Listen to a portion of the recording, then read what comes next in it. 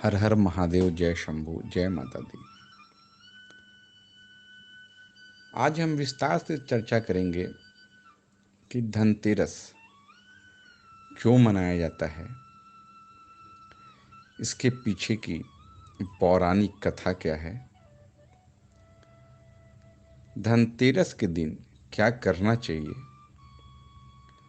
हम क्या खरीदें और क्या न खरीदें।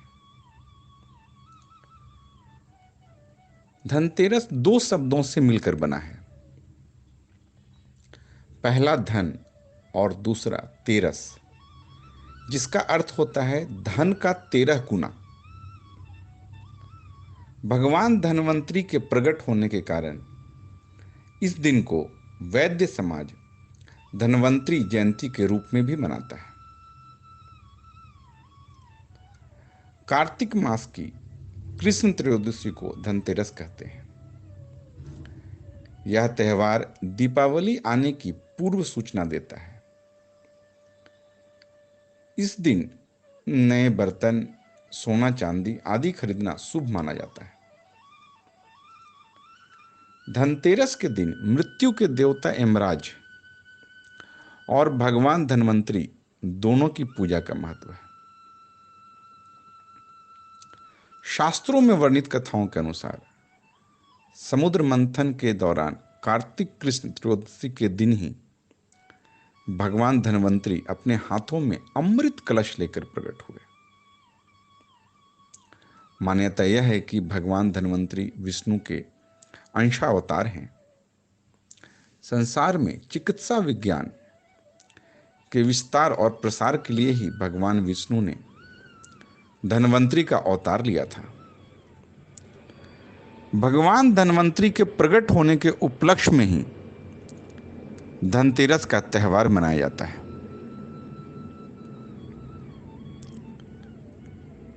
धनतेरस के दिन अपने सामर्थ्य के अनुसार किसी भी रूप में चांदी एवं अन्य धातु खरीदना अति शुभ माना जाता है।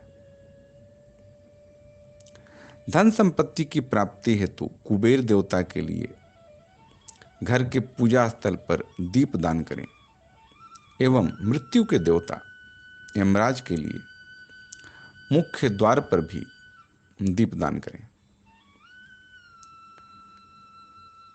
धनतेरस की एक प्रामाणिक और पौराणिक कथा है। धनतेरस की कथा ऐसी है कि कार्तिक कृष्ण त्रयोदशी के दिन देवताओं के कार्य में बाधा डालने के कारण भगवान विष्णु ने असुरों के गुरु शुक्राचार्य की एक आंख फोड़ दी थी।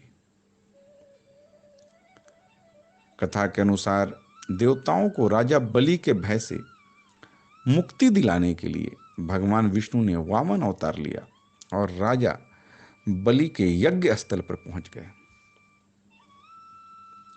शुक्राचार्य ने भगवान विष्णु को पहचान लिया और राजा बलि को आदेश दिया कि वामनावतार रूपी विष्णु ये हैं और इन्हें कुछ भी दान मत देना। बलि ने अपने गुरु शुक्राचार्य की बात नहीं मानी और वामन भगवान द्वारा मांगी गई 3 पग भूमि दान करने के लिए कमंडल से जल लेकर संकल्प लेने लगे। बलि को दान से रोकने के लिए शुक्राचार्य राजा बलि के कमंडल में लघु रूप धारण करके प्रवेश कर गए। इससे कमंडल से जल निकलने का मार्ग अवरुद्ध हो गया। तत्पश्चात वामन भगवान ने एक कुसा को कमंडल में ऐसे रखा कि शुक्राचार्य की एक आंख फूट गई और वो दर्द से कराहते हुए कमंडल से बाहर निकल गए। राजा बलि ने 3 पग भूमि दान करने का संकल्प लिया था, इसलिए उन्होंने दान किया। तत्पश्चात भगवान वामन ने अपना रूप बढ़ाते हुए एक पैर से संपूर्ण पृथ्वी और दूसरे पग से अंतरिक्ष को नाप लिया। तीसरा पग रखने का कोई स्थान न देखकर बलि ने अपना मस्तक वामन भगवान के चरणों में रख दिया और बलिदान में अपना सब कुछ गंवा बैठे। आशीर्वाद के तौर पे भगवान विष्णु ने उन्हें पाताल का राजा बनाया। इस तरह बलि के भय से देवताओं को मुक्ति मिली और बलि ने जो धन संपत्ति देवताओं से छीन ली थी, उससे कई गुना धन संपत्ति देवताओं को मिल गई। इस उपलक्ष्य में भी धनतेरस का त्यौहार मनाया जाता है। धनतेरस को धन्य तेरस या ध्यान तेरस भी कहते हैं। भगवान महावीर इस दिन तीसरे और चौथे ध्यान में जाने के लिए योग निरोध के लिए चले गए थे। 3 दिन के ध्यान के बाद योग निरोध करते हुए दीपावली के दिन वो निर्वाण को प्राप्त हुए। तभी से यह दिन धनतेरस के नाम से प्रसिद्ध हुआ।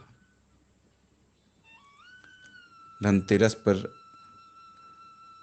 कुछ नया खरीदने की परंपरा तो है ही, साथ में कुछ ऐसे खास ग्रहों के योगायोग बनते हैं जो बहुत ही शुभ और लाभदायक माने जाते हैं। यदि आपकी आर्थिक स्थिति मजबूत है तो आप सोना या चांदी में निवेश कर सकते हैं। धनतेरस के दिन सोना और चांदी दोनों खरीदना बहुत ही शुभ माना जाता है। पीतल का कलश, पीतल का कोई भी बर्तन खरीदें, याद रखिए बर्तन को खाली घर पे न लाएं। पीतल के कलश में चावल भरकर लाना शुभ माना जाता है। साबुत धनिया के दाने आप जरूर खरीदें। इन्हें आप दीपावली की लक्ष्मी पूजा में पूजा स्थान पर रखें और अगली सुबह इन धनिये के दानों को 3 भाग करें। एक भाग गमले की मिट्टी में डालकर उगाएं, दूसरे भाग को रसोई में इस्तेमाल करें और तीसरे भाग को जहां आप पैसा रखते हैं वहां लाल कपड़े में बांध कर रखें।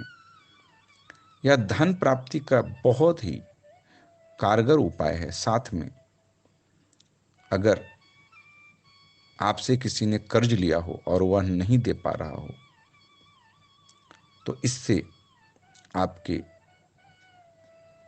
पैसे मिलने की संभावना बढ़ जाती है। यह उपाय जरूर करें। चावल और चीनी, चावल और चीनी आप खरीदें धनतेरस के दिन और दीपावली के दिन मां लक्ष्मी को भोग लगाएं, इसका खीर बनाएं और सभी घर के सदस्य यह प्रसाद खाएं, क्योंकि माता को खीर अत्यंत ही पसंद है। धनतेरस के दिन आप रुद्राक्ष ला सकते हैं। यह बहुत ही शुभ फल देने वाला होता है। झाड़ू, धनतेरस के दिन झाड़ू लाना अति आवश्यक माना गया है, क्योंकि झाड़ू हमारे घर की दरिद्रता को बाहर निकालती है और इसी से हमारे घर में स्वच्छता आती है। माता लक्ष्मी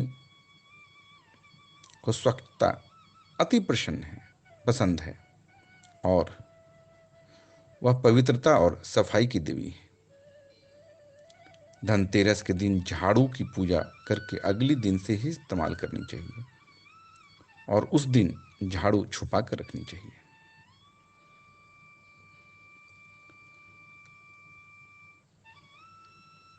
धनतेरस पर कुछ वस्तुएं नहीं खरीदना चाहिए, उसे अशुभ माना गया है। लोहा, कांच, एल्युमिनियम, इस तरह के कोई भी बर्तन ना खरीदें, क्योंकि कांच और लोहे, एल्युमिनियम ये धातु क्रूर ग्रह राहु के कारण हैं। ये राहु के कारक माने जाते हैं।